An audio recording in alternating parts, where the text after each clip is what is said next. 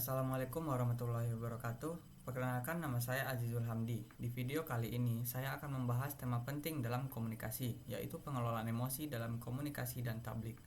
Mengapa pengelolaan emosi begitu penting? Karena komunikasi yang efektif bukan hanya tentang kata-kata, tapi juga bagaimana kita mengelola emosi agar pesan kita bisa diterima dan dimengerti baik oleh orang lain. Untuk memahami tema ini, mari kita mulai dari definisinya. Kata pengelolaan berasal dari bahasa Indonesia yang berarti mengatur atau mengurus sesuatu untuk mencapai tujuan yang diinginkan. Jadi dalam konteks ini, pengelolaan emosi berarti kemampuan untuk mengenali, mengatur, dan mengekspresikan emosi secara tepat agar komunikasi berjalan efektif. Selanjutnya, kata emosi sendiri berasal dari bahasa Perancis yaitu emotion, yang artinya kegembiraan atau gerakan dari dalam. Emosi adalah respon tubuh terhadap situasi tertentu yang biasanya sangat dipengaruhi oleh cara kita berpikir atau persepsi kita terhadap situasi tersebut.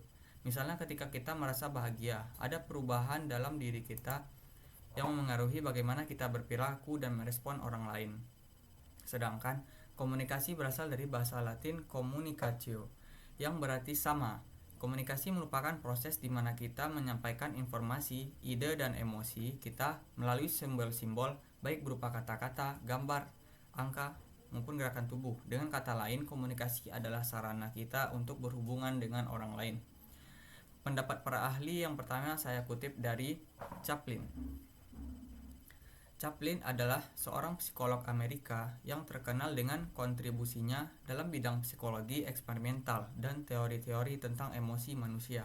Beliau memiliki latar belakang pendidikan di bidang psikologi dan telah menulis banyak karya ilmiah yang membantu kita memahami bagaimana emosi berperan dalam perilaku manusia. Chaplin mendefinisikan emosi sebagai suatu keadaan yang mencakup perubahan-perubahan mendalam dalam tubuh dan perilaku kita yang disadari. Artinya, emosi bukan hanya mempengaruhi perasaan kita, tetapi juga cara kita berpikir dan bertindak. Dalam komunikasi, hal ini berarti emosi yang kita rasakan dan tampilkan akan mempengaruhi reaksi lawan bicara kita, sehingga sangat penting untuk mengelola emosi dengan baik. Pendapat kedua yang saya kutip yaitu dari Daniel Goleman. Daniel Goleman ini lahir di California, di Amerika Serikat. Ia ini seorang lulusan dari Harvard University dan telah menulis beberapa buku populer tentang kecerdasan emosional yang banyak dipakai dalam bidang psikologi dan manajemen.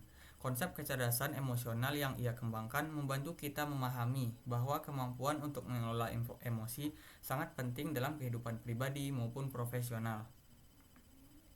Daniel Goleman mendefinisikan emosi sebagai suatu perasaan dan pikiran yang khas, yang melibatkan keadaan biologis dan psikologis, serta kecenderungan untuk bertindak. Goleman mengembangkan konsep kecerdasan emosional yang mengajarkan pentingnya mengenali dan mengelola emosi untuk mencapai keberhasilan dalam berbagai aspek kehidupan. Menurut Goleman, pengelolaan emosi sangat penting karena emosi dapat mendorong atau bahkan menghambat seseorang dalam mencapai tujuannya. Sekarang mari kita lihat bagaimana pengelolaan emosi ini diterapkan dalam komunikasi dan khususnya dalam konteks tablik, yaitu penyampaian pesan agama. Contoh yang pertama yaitu dari komunikasi tablik. Dalam tablik, seorang penceramah menyampaikan pesan keagamaan dengan tujuan untuk mengajak kepada kebaikan dan menjauhi keburukan. Untuk itu, penceramah harus mampu mengendalikan emosi agar pesan yang disampaikan bisa diterima dengan baik oleh pendengarnya. Misalnya, seorang penceramah yang sabar dan penuh empati dapat menciptakan suasana nyaman bagi audiens, yang pada gilirannya meningkatkan efektivitas pesan yang disampaikan.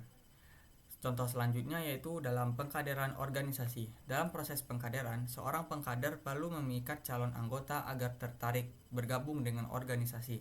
Ini bisa dicapai dengan menampilkan emosi positif seperti antusiasme dan keyakinan. Dengan mengelola emosi ini, pengkader dapat membantu calon anggota merasa diterima dan termotivasi untuk ikut serta. Pengelolaan emosi seperti ini menciptakan hubungan yang lebih mendalam dan membangun kepercayaan dengan calon anggota. Kesimpulannya, dari pembahasan kita tadi, kita dapat menyimpulkan bahwa pengelolaan emosi dalam komunikasi sangat penting untuk memastikan pesan yang kita sampaikan diterima dengan baik oleh lawan bicara, khususnya dalam konteks tablik. Kemampuan untuk mengelola emosi adalah kunci agar pesan agama dapat diterima dengan tulus dan menginspirasi orang lain. Emosi yang terkelola dengan baik memungkinkan kita tidak hanya untuk menyampaikan pesan, tetapi juga untuk membangun hubungan yang lebih kuat dan saling memahami dengan audiens.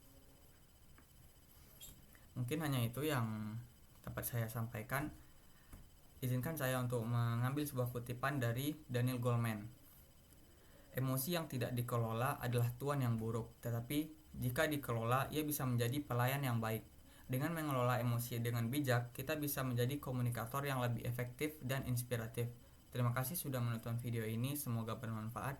Assalamualaikum warahmatullahi wabarakatuh.